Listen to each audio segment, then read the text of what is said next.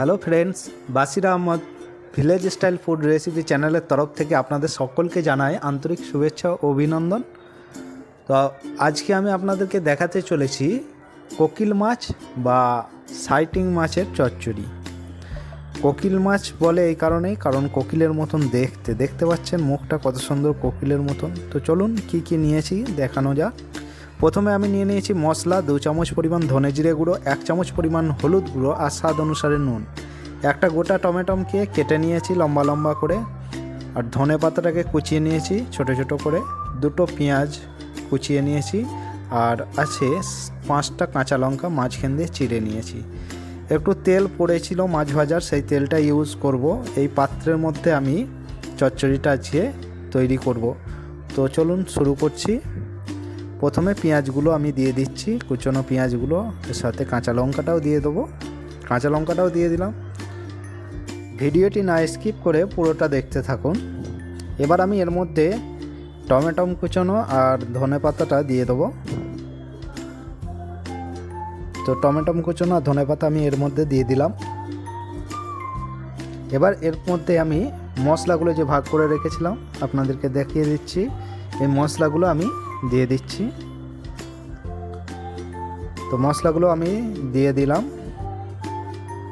এবার এর মধ্যে তেলটা আমি দিয়ে দেবো পরিমাণ মতন তেল আমি দিয়ে এবার হাতে করে এটাকে ভালো করে আমি চটকে নেব। তো কোকিল মাছটাকে আমরা ভাজবো না, কারণ ওটা কাঁচাই দেবো আমরা।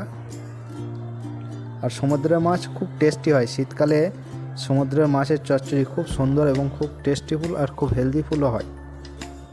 তো বন্ধুরা, আমাদের এই মাছের চচ্চড়ি যদি আপনাদেরকে ভালো লেগে থাকে অবশ্যই সাবস্ক্রাইব করবেন, লাইক করবেন, কমেন্ট করবেন, শেয়ার করবেন। এবার আমি মাছগুলো দিয়ে দিচ্ছি। মাছগুলো দিয়ে এবার মাছগুলো হাতে করে একটু মশলার সঙ্গে ভালো করে মাখিয়ে নিচ্ছি।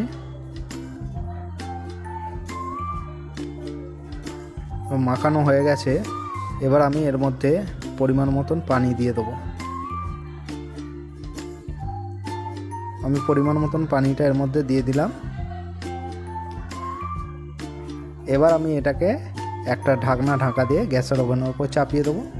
খুব সহজ, খুব দ্রুত, খুব ইজি রেসিপি। তো গ্যাসের ওভেন চালু করে দিয়েছি। এবার আমি পাত্রটা বসিয়ে দিচ্ছি, দেখাচ্ছি কিছুক্ষণ পর।